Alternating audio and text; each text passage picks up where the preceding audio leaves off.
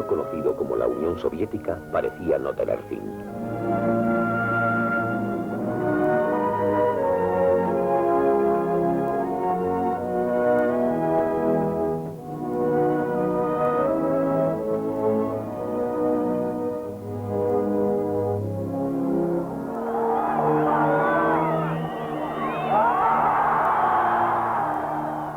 Entonces, en 1991, el mundo se volvió del revés. De repente, el imperio se desintegró.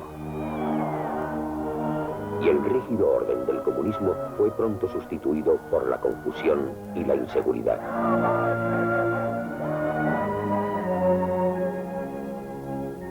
Muchos rusos, ante un presente difícil, se obsesionaron por el pasado ya desaparecido, por la historia, prohibida y distorsionada durante mucho tiempo, de Nicolás II, el último zar de Rusia. Le llamaban Nicolás el Sangriento. En 1918 fue ejecutado junto a toda su familia. Pero en los años 90, la gente le aclama como a un héroe romántico, incluso quizás como a un santo.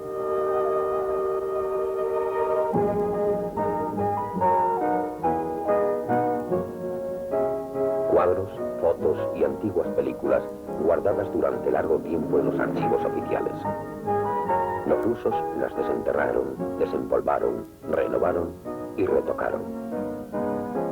La historia había cambiado y el último zar de Rusia había vuelto de entre los muertos.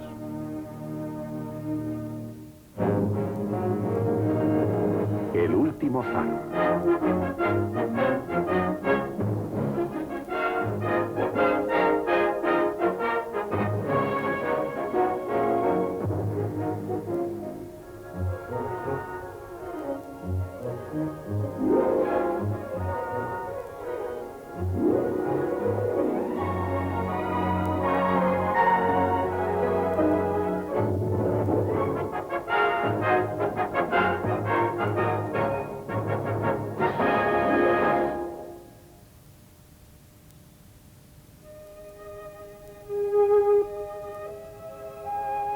Érase una vez un príncipe apuesto y callado y una princesa tímida y bella que se enamoraron.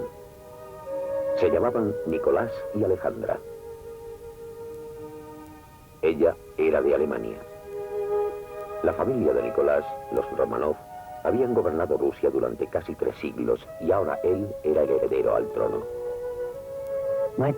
Mi sueño es casarme con Alejandra. Llevo mucho tiempo amándola. Y cada día que pasa, mi amor es más fuerte y profundo. Nicolás.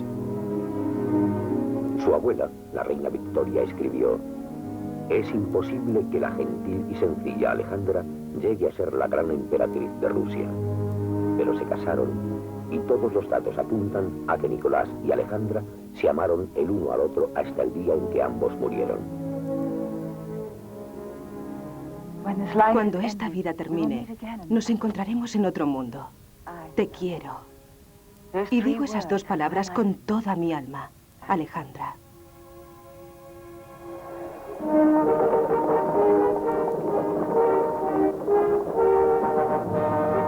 En mayo de 1896, y por primera vez en la historia, las cámaras de cine captaron un acontecimiento histórico. Nicolás fue coronado zar de todas las Rusias, amo de un imperio que ocupaba la 6ª parte del mundo entero.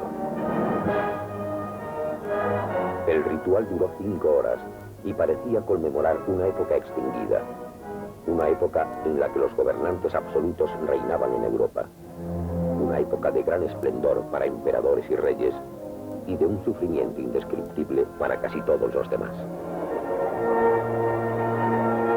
La corona soportaba el peso de diamantes y perlas, así como el de una tremenda carga de poder.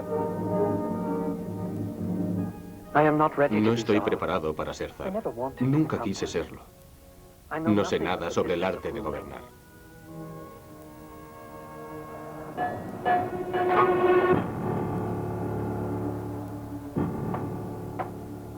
...21 años más tarde, el zar de todas las Rusias fue depuesto.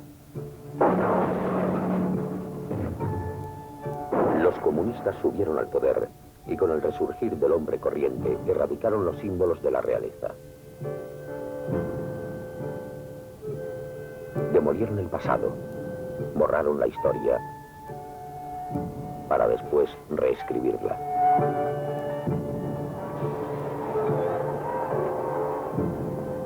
Pero incluso en la Rusia de Stalin, unas pocas personas aisladas se obsesionaron con el zar, con la Rusia que ya no existía, y empezaron a buscar ese pasado olvidado.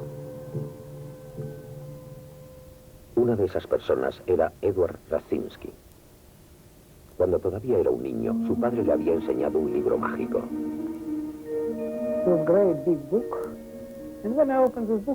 Era un libro muy grande. Y al abrirlo vi unas fotografías fantásticas. Había una foto de una chica muy guapa con un chico muy apuesto. Le pregunté a mi padre por esa foto y me explicó que era la familia del zar. Vi a esas fotografías como una ventana. Era una ventana extraña y a través de ella vi una Atlántida, las interminables fotos de un mundo desaparecido. En el mundo triste y gris de la Rusia de Stalin, los colores románticos del pasado real parecían de un brillo imposible. Para Radzinsky, esta primera pincelada de una historia misteriosa supuso el principio de una obsesión de por vida.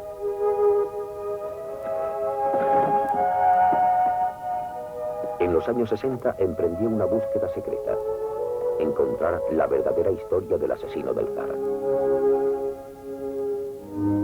En las profundidades de los archivos de Moscú encontró un impresionante legado de un mundo perdido. Álbumes de fotos que Nicolás y su familia habían hecho para sí mismos.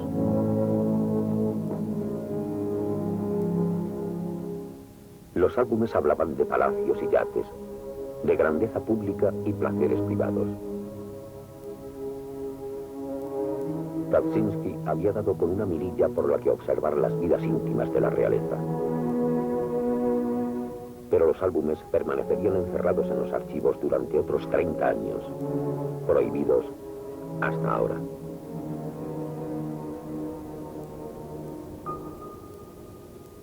Nicolás era un padre modelo, tranquilo, amable, callado. Alejandra era devota, confiada y solemne, una esposa apasionada y una madre cariñosa. Sus 4 hijas, Olga, Tatiana, María y Anastasia, parecían unas muñecas idénticas. El heredero al trono, Alejo, era el único niño y el típico hijo pequeño. Listo, travieso, un poco salvaje.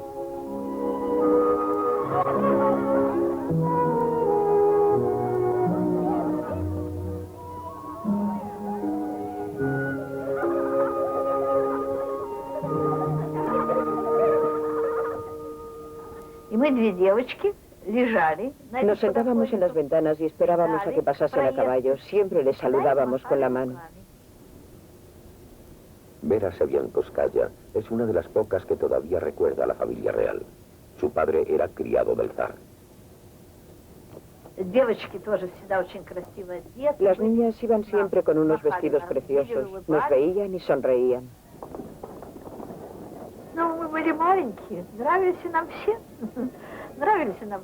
Éramos pequeños, nos caían bien todos, nos gustaba su aspecto, claro que sí, era nuestro emperador. Para la mayoría de los rusos, el emperador no era un ser humano cualquiera, era un representante directo de Dios. Nicolás creía que había un vínculo especial de amor y confianza que unía al pueblo llano y al zar. Y él depositó su confianza en ese amor hasta el final.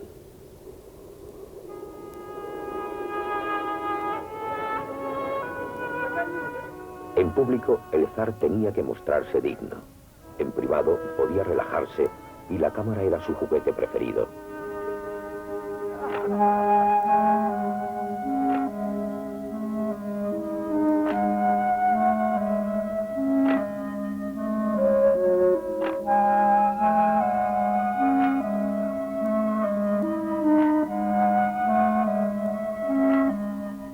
La familia entera sacaba fotos y luego las pegaban en álbumes, como si quisiesen mostrar al mundo, muchos años después, lo mucho que se querían.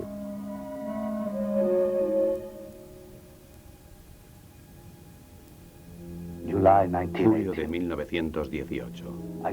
Maté a Nicolás a quemarropa. Cavamos una fosa común. Rociamos los cuerpos con ácido sulfúrico para evitar el olor a podrido.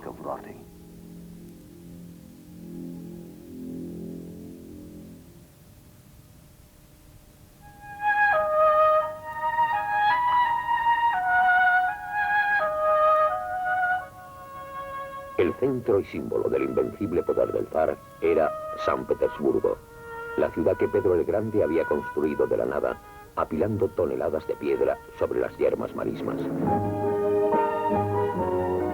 El resultado fue una capital elegante, una ciudad de fuentes ornamentales, palacios brillantes y esplendor barroco.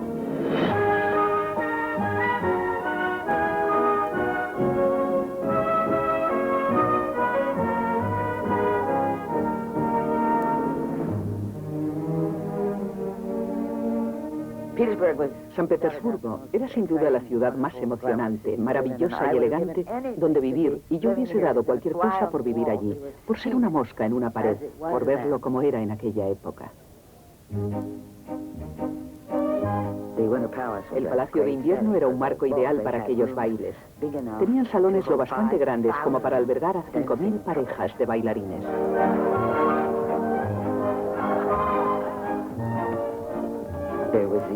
Había unos lacayos que iban balanceando incensarios de dulces olores a través de los salones. Y en invierno, la gente salía corriendo y se iba a patinar por las laderas heladas y a beber champán. Menuda época para estar allí. En su primer invierno en Rusia, Alejandra acudió a 32 bailes.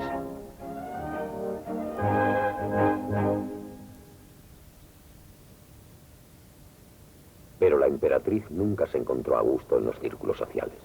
La familia pronto se trasladó a 24 kilómetros a las afueras de San Petersburgo, al Palacio Alejandrino. Incluso en el campo tampoco era feliz. Nicolás estaba preocupado. Pasa la mayor parte del tiempo en cama. Vive recluida y está horas mirando a través de la ventana. El problema de la emperatriz era Alejo. El heredero al trono era hemofílico, un hecho que la familia mantuvo en el más absoluto secreto. Intentaba portarse como el resto de los niños, pero no era como el resto de los niños. Al igual que muchos descendientes de la reina Victoria, su sangre no coagulaba. Hasta para un rápido juego en una hamaca, había que cubrir tanto la hamaca como el suelo con paja suave. Aún así, la frágil salud de Alexei no le impedía expresar su naturaleza imperial.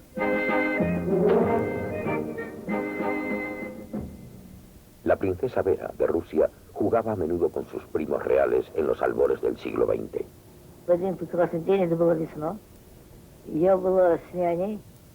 Era un día de primavera muy bonito. Yo estaba con mi niñera y nos encontramos con el heredero. Todavía había nieve en el suelo y había un charco muy grande.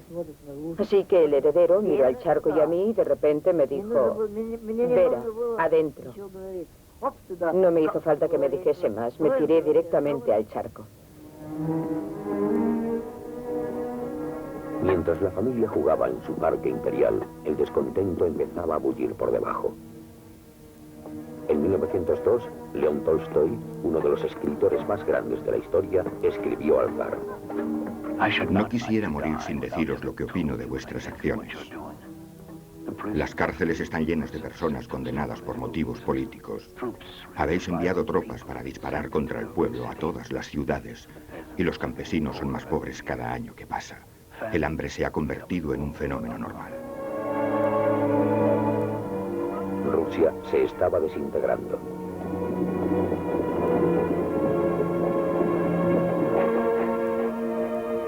Sin embargo, Nicolás soñaba con ampliar su imperio hacia Oriente. Su confiado ejército avanzó hacia el este.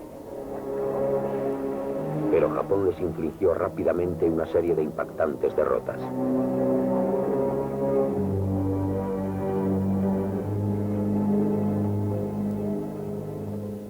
Las noticias de la humillación en el extranjero encendieron las protestas en casa. En enero de 1905, los obreros marcharon hacia el Palacio de Invierno con una solicitud que pedía alzar la libertad de expresión y el derecho al voto. Señor, nos presentamos ante vos en busca de justicia y protección. No se nos reconoce como seres humanos que somos. Cantaron Dios salve al zar, y los retratos de Nicolás flotaron sobre el gentío. Pero las tropas les cortaron el paso.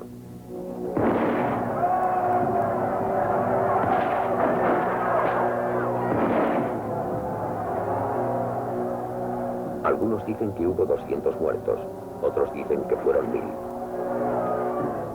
Se le llamaría el Domingo Rojo.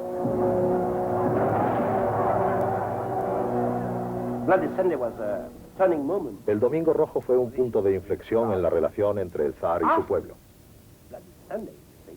Después del Domingo Rojo, el pueblo dejó de creer que el zar era un padre y vio que era un hombre que mataba a su gente. Fue un gran cambio y desde aquel día la revolución fue inevitable. El zar pasó a ser conocido como Nicolás el Sangriento.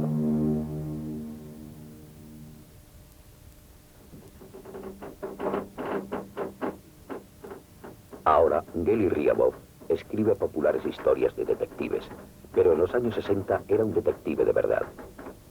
Un policía comunista que sinceramente creía que el zar era malvado.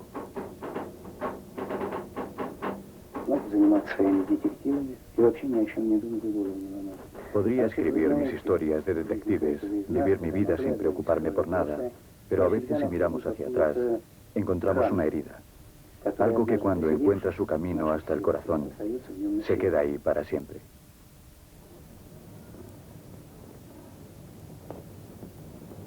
Un día de 1976 viajó hasta la ciudad que antaño se había llamado Yekaterinburg.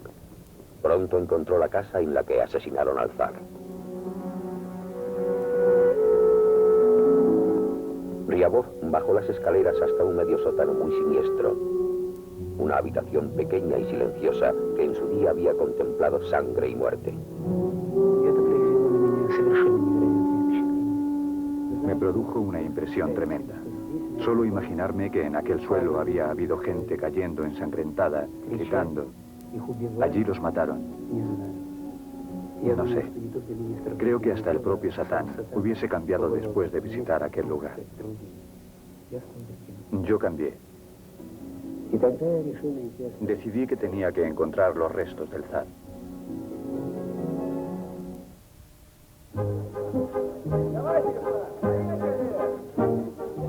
El zar era un hombre al que le gustaba jugar.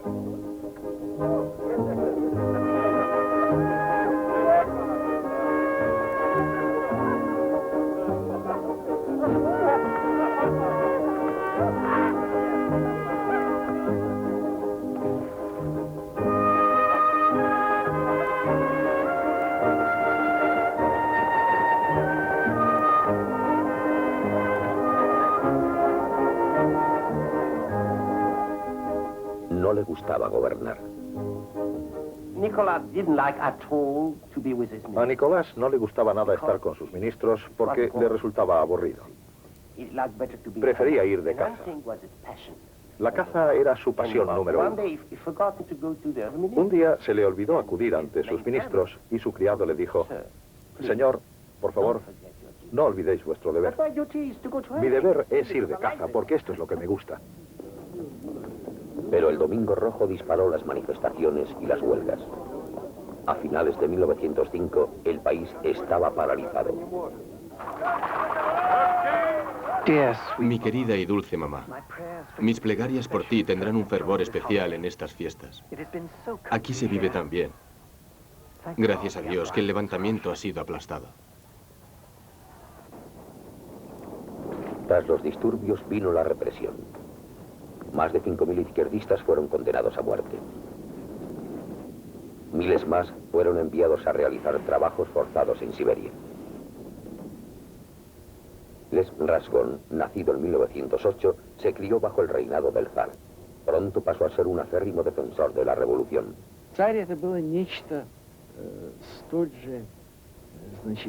Para nosotros el zar era algo difuso, superior e inalcanzable.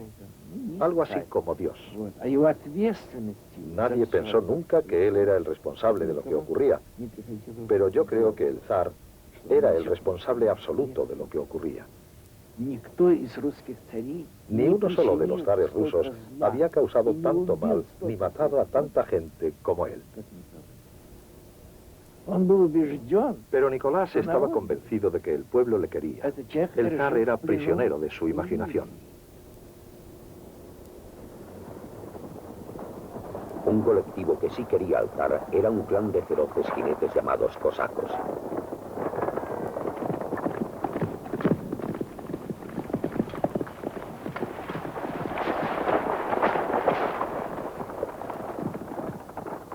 El abuelo de Sasha Smyk, un cosaco, sirvió al mando de Nicolás. Años más tarde, tras la caída del comunismo, Smyk esperaba que volviese a resurgir una Rusia imperial, unida bajo un nuevo zar.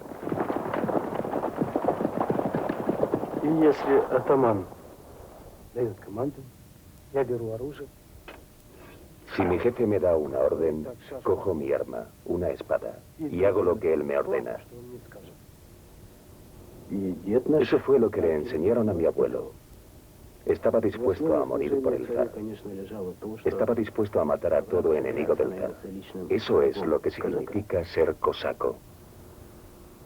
¡Gloria! ¡Gloria! ¡Gloria! ¡Por una Rusia grande, unida e indivisible! ¡Hip, hip! ¡Hurra! ¡Hurra! ¡Hurra! ¡Hurra!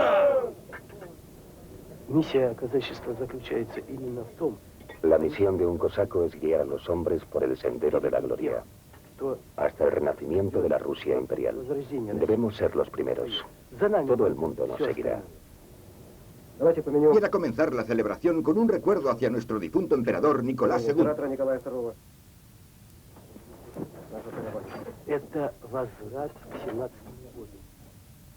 Queremos regresar al pasado, pero es un regreso difícil. La sangre volverá a derramarse, pero debemos regresar a donde nos perdimos y volver a empezar con un nuevo zar.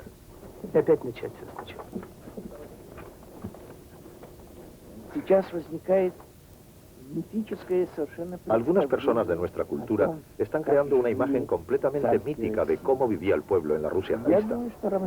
Creo que están tiñendo la historia de romanticismo.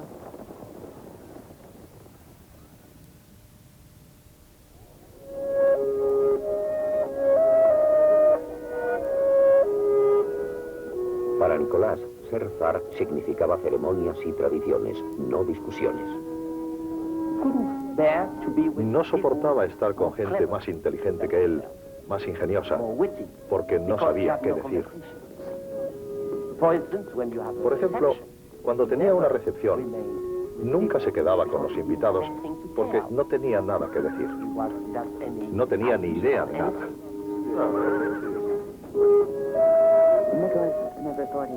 Nicolás nunca pensó que era un hombre muy brillante. Hubiese sido un rey inglés maravilloso, un rey inglés perfecto para ir a hospitales e inaugurar cosas.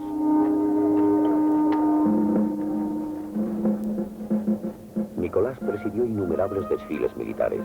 Con frecuencia se llevaba a Alejo consigo para que fuese aprendiendo. Alejo celebraba la ocasión con sus acuarelas.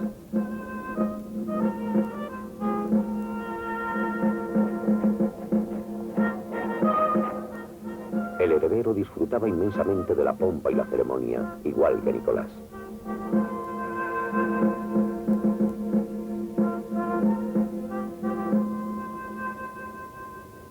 Pero a Alejandra no le gustaban las constantes exigencias de su deber. Las cumplía, pero no lo soportaba. Su mente estaba en otra parte, en la enfermedad secreta de Alejo. Ella creía que su niño estaba perdido. Así que Alejandra se encomendó a Dios.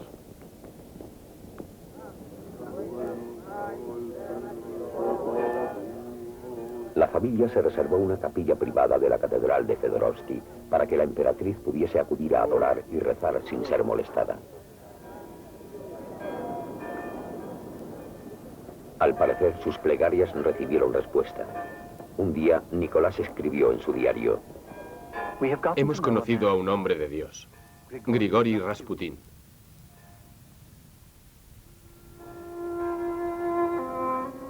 No parecía demasiado santo. Tenía el pelo grasiento y la barba salpicada con restos de comida. Rasputín comía la sopa de pescado con las manos, pero pronto se convertiría en uno de los hombres más poderosos de Rusia. El momento crucial llegó en verano de 1912. Una tarde, Alejo se dio un golpe en un bote de remos. Semanas más tarde, la hemorragia interna continuaba. Anoche la pobre criatura sufrió muchísimo. No dejaba de repetir, Señor, ten piedad de mí. Rasputín era un curandero muy moderno. Curaba por teléfono y telégrafo. Esta vez envió un telegrama desde Siberia. Dios ha visto vuestras lágrimas y ha escuchado vuestras plegarias. No lloréis. El pequeño no morirá. El niño sobrevivió. Para Alejandra, Rasputín era el salvador de su hijo. Creía sin ninguna duda en la santidad del monje, pero era una clase de santidad muy peculiar. Rasputín se entregaba sin freno a la bebida y el libertinaje. Un informe policial decía: hacia las 11 de la noche, el famoso Grigori Rasputín llegó al restaurante. Rasputín mostró sus órganos sexuales y mantuvo una conversación con las cantantes, dándoles a algunas sus notas escritas a mano. En alguna de ellas se podía leer: ama sin egoísmo. Las historias resultaban tan ofensivas que la zarina no las creyó ni por un momento. Si dejamos que nuestro amigo sea perseguido, nosotros y nuestro país sufriremos por ello. Rasputín le dijo: Amad el cielo, procede del amor. Amad las nubes, ya que en ellas vivimos. Seguiría leyendo sus palabras hasta el día de su muerte.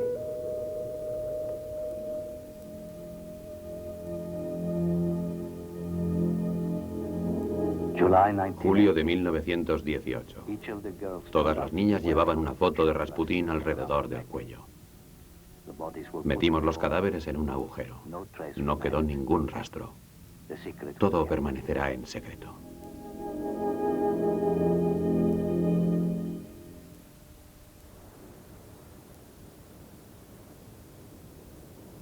Y todo permaneció en secreto. Durante 60 años nadie había podido encontrar el lugar donde fue enterrada la familia del zar. Entonces, en 1976, Geli Ryabov inició su propia búsqueda.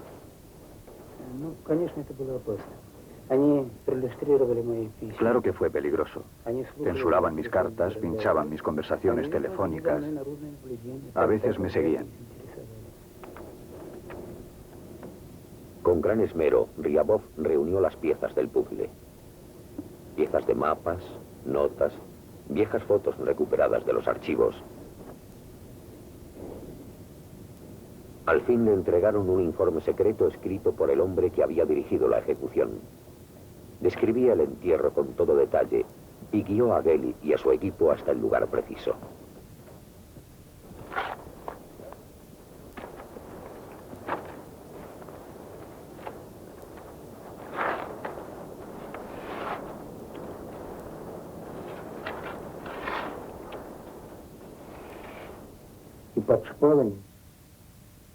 Encontramos los huesos de la familia bajo una capa de traviesas de ferrocarril.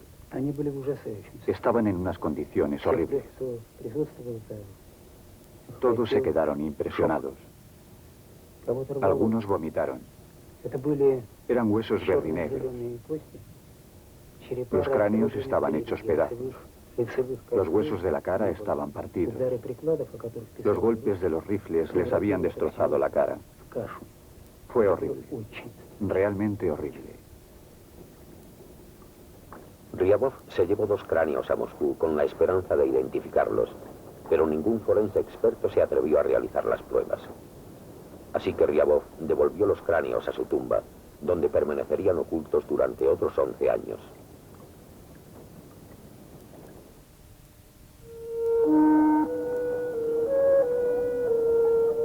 En la primavera de 1914, la familia real se desplazó como de costumbre a Livadia, su palacio en el Mar Negro. Estaban todos muy alegres.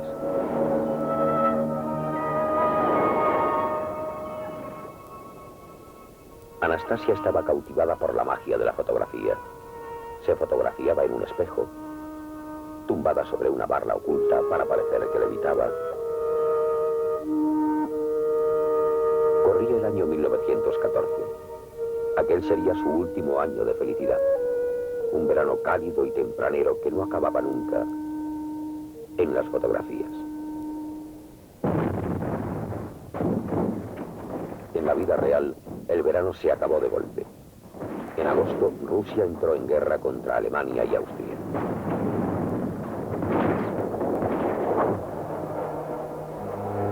El comienzo de la Primera Guerra Mundial generó el surgimiento de un espíritu nacionalista.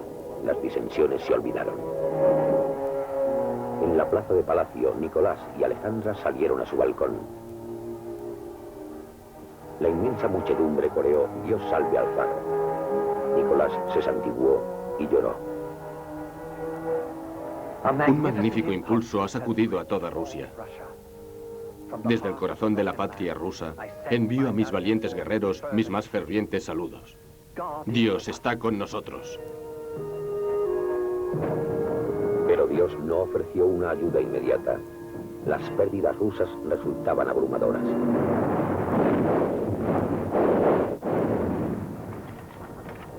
Un general escribió: "Un tercio de los hombres no tiene rifles. El ejército se ahoga en su propia sangre".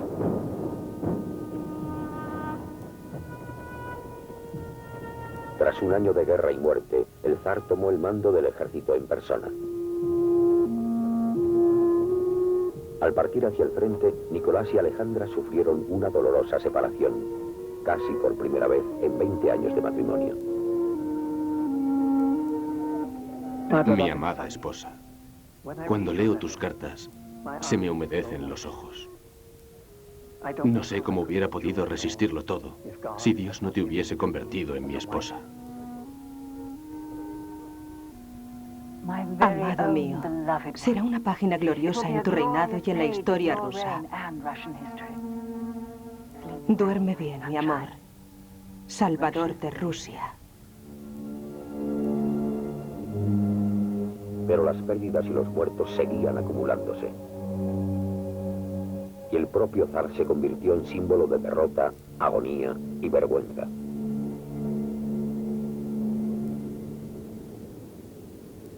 Mientras Nicolás estaba fuera, gran parte del gobierno de Rusia recaía sobre Alejandra y Rasputín. La zarina empezó a alejar a los enemigos del monje de las posiciones de poder y le suplicaba a Nicolás que le hiciese caso. Querida, muestra a todos que tú eres el amo y que tu voluntad debe ser obedecida. Los tiempos de indulgencia y caballerosidad han pasado. ¿Por qué me odia la gente? Porque saben que tengo fuerza de voluntad. A los pocos meses, el zar había cesado a todo su consejo de ministros. El rumor se propagó por la ciudad. Alejandra había nacido en Alemania y, según la gente, era una espía enemiga. La emperatriz y el monje pasaron a ser las dos personas más odiadas en Rusia. El siguiente paso era algo predecible. Incluso el propio Rasputín lo predijo. Zar de Rusia, si oís el sonido de las campanas que anuncian mi asesinato, debéis saber esto. Ninguno de vuestros hijos conservará la vida. Serán asesinados por el pueblo ruso. Rezad. Sed fuerte.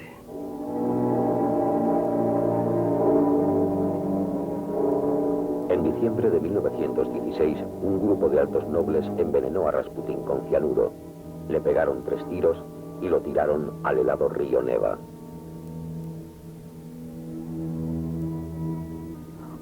Dios, ten piedad.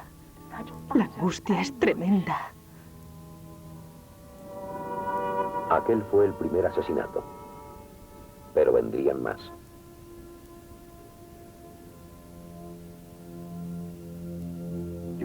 Julio de 1918. Las balas rebotaron volando por la habitación como demonios. We scattered the grave with dirt and put boards on top. The secret was kept.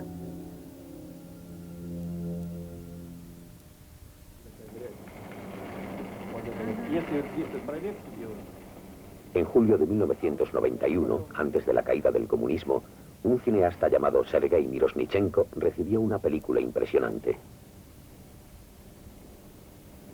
Había sido filmada en secreto por la policía y mostraba cómo el gobierno soviético llevaba a cabo una excavación clandestina en el bosque donde Gary Ryabov había vuelto a enterrar unos huesos humanos.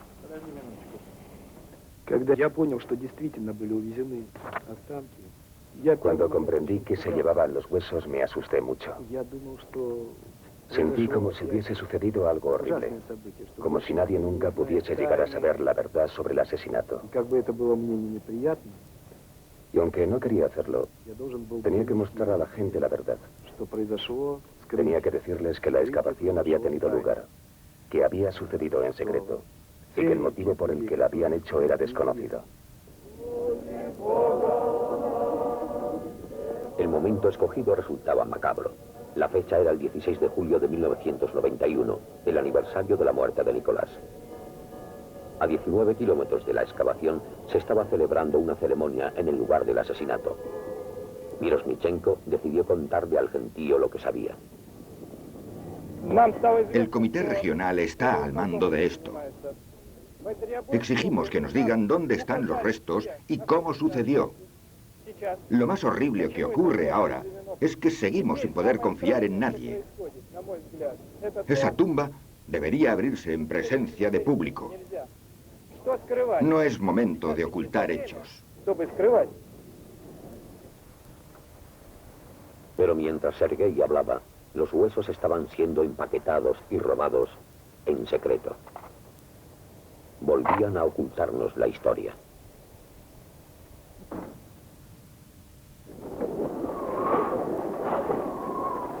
En los primeros y heladores meses de 1917, el gobierno del zar se tambaleaba sobre un precipicio muy resbaladizo. La interminable guerra iba mal. En casa, el pueblo estaba hambriento, helado y enfadado. Los disturbios empezaron a convertirse en una rebelión. Tanta habladuría resulta ridícula. ¿Cómo va Nicolás a compartir sus derechos divinos con un parlamento? Alejandra recomendó la fuerza. Amor mío, muéstrate firme. Haz servir tu puño. Lo están suplicando ellos mismos. Es un movimiento de gamberros, chicos y chicas que corren y gritan que no existe la paz para provocar tumultos. Pero la revolución rusa ya había nacido hacía 3 días. Nicolás envió un telegrama desde el frente. Ordeno que los desórdenes acaben mañana. Nicolás. Demasiado tarde. Los soldados encerraron a sus oficiales y se unieron a los obreros en las manifestaciones. Las banderas rojas ondeaban por todas partes. El gobierno zarista se había hundido por completo.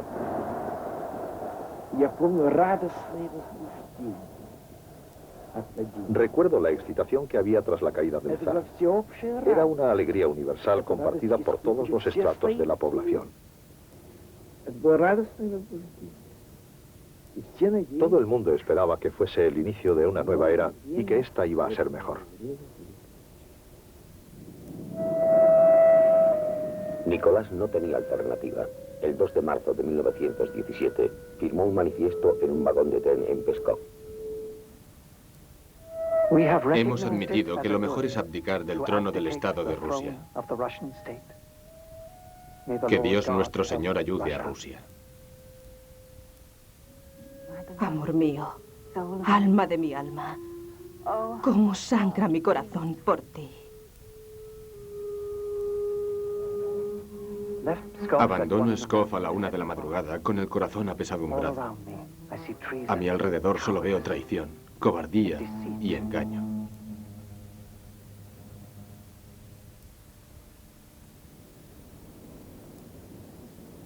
El 9 de marzo, el zar regresó a su hogar en el Palacio Alejandrino.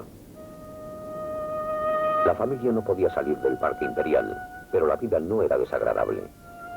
Todavía tenían a sus criados abisinios con chaquetas oro y carmesí. La familia se mantenía ocupada. Cultivaban un huerto de verduras, limpiaban los caminos, se sentaban tranquilamente al sol, remaban en el lago.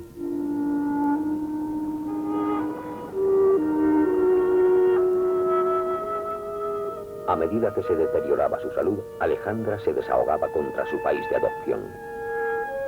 Pueblo, pueblo. Miserables, afeminados y cobardes, sin carácter, sin amor por su patria ni por Dios. Pero Nicolás sentía una extraña serenidad.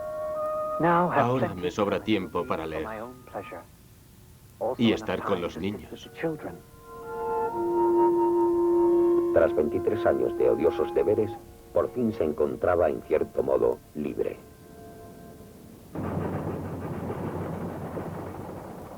El 31 de julio, la familia se embarcó en un tren junto con un tutor, un profesor, un médico, damas de compañía, ayudas de cámara, cocineros, lacayos, un peluquero, un ayudante de vestuario, un escriba y un criado de vinos.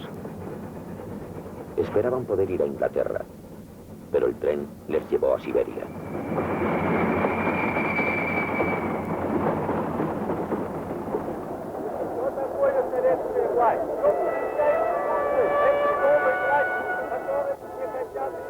Aquel octubre comenzó el régimen de Lenin y del comunismo.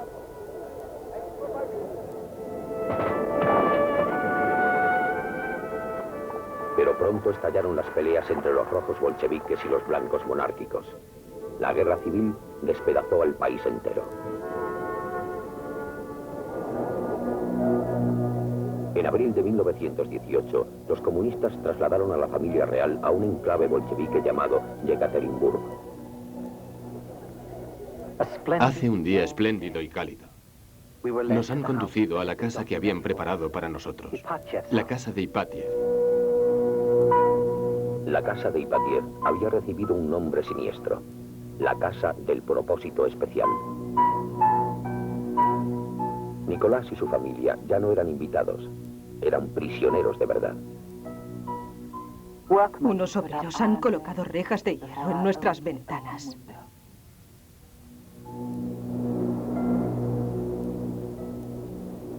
A medida que se acercaban las fuerzas promonárquicas con la esperanza de liberar a la familia, Nicolás hizo una última anotación en su diario.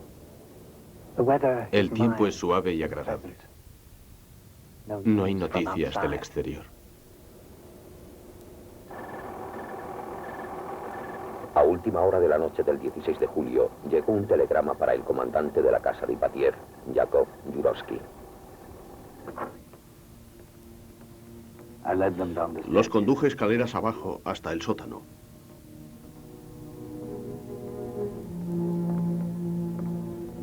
Las niñas llevaban corsés especiales en los que escondían los diamantes reales, 8 kilos de diamantes. La familia se dispuso en un grupo compacto. Creían que les iban a sacar una fotografía.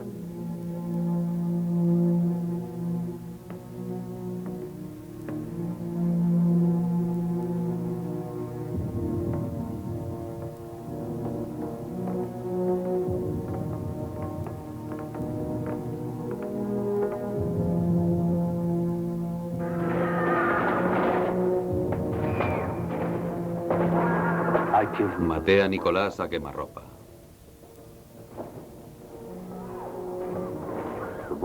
Las balas rebotaron contra las niñas, volando por la habitación como demonios. Cuando intentamos apuñalar a una con la bayoneta, no pudimos atravesar su corsé.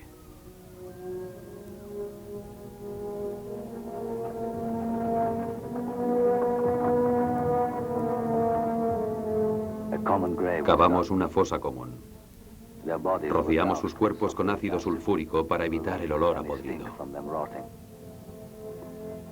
Colocamos tablones y pasamos por encima varias veces. No quedó rastro alguno del agujero. Todo permanecerá en secreto.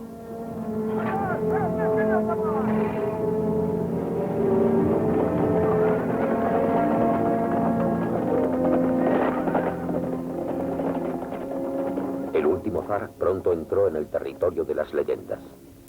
Nicolás y su familia se convirtieron en un vago pero fabuloso rumor, como si de una historia de antiguos fantasmas se tratase.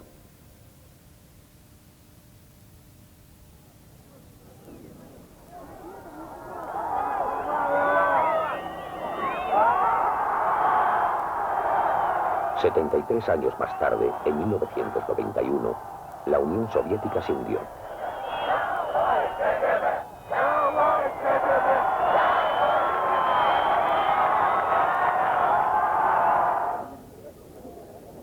La historia se había vuelto a invertir.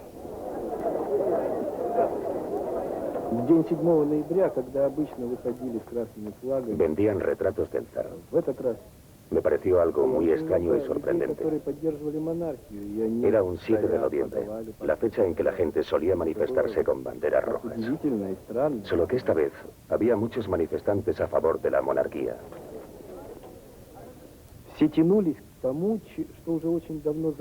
Todo el mundo estaba fascinado con algo que se había olvidado por completo, que se había borrado de la memoria de la gente.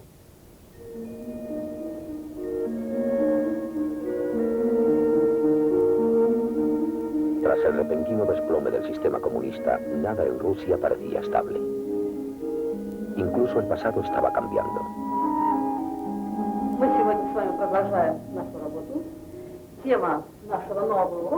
En 1991, muchos colegios tuvieron que suspender los exámenes de historia. Ni siquiera los profesores sabían cuál era la respuesta correcta. A veces los niños lo decían directamente: ¿para qué necesitamos la historia? Mañana será una era distinta y todo se interpretará de forma diferente. No sé ni qué creer.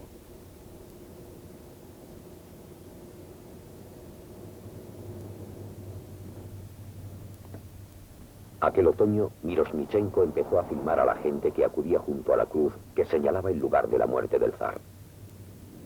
La casa del propósito especial había sido derruida por el régimen comunista en 1977. Empecé a observar a la gente que acudía a la casa de Ipatiev. Algunos religiosos llegaban y rezaban. Otros se casaban allí. Otros sacaban fotos de la cruz. Otros bebían vodka. Algunos llevaban flores y otros robaban las flores. Y cuando vi aquello, comprendí que no nos sería nada fácil regresar. El camino de vuelta a casa va a resultar muy largo.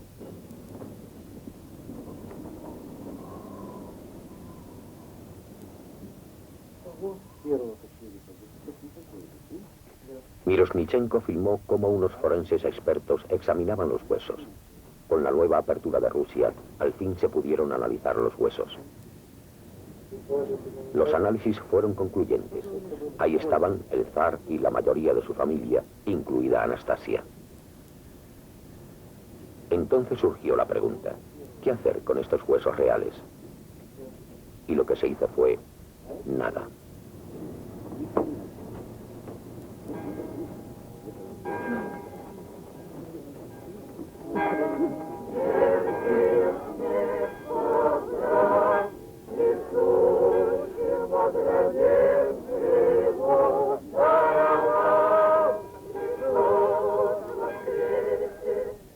En los años que siguieron a la caída del comunismo, pasó a ser un ritual celebrar el 19 de mayo, el cumpleaños del último zar.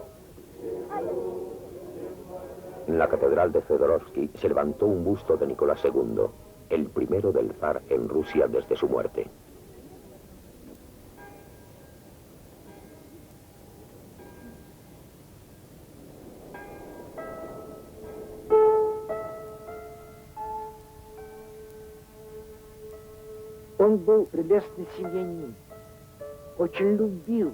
Era un padre maravilloso. Quería mucho a su familia y a sus hijos. Pero aún así, fue culpa suya que los niños acabasen en el sótano de la casa de Ipatiev.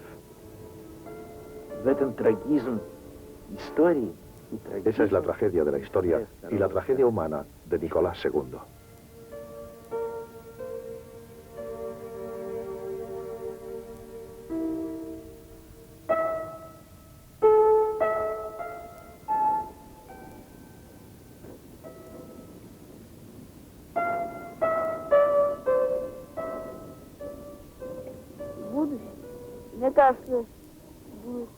El futuro. A mí me parece que puede llegar el comunismo, la revolución o cualquier cosa. Incluso los peces han dejado de picar.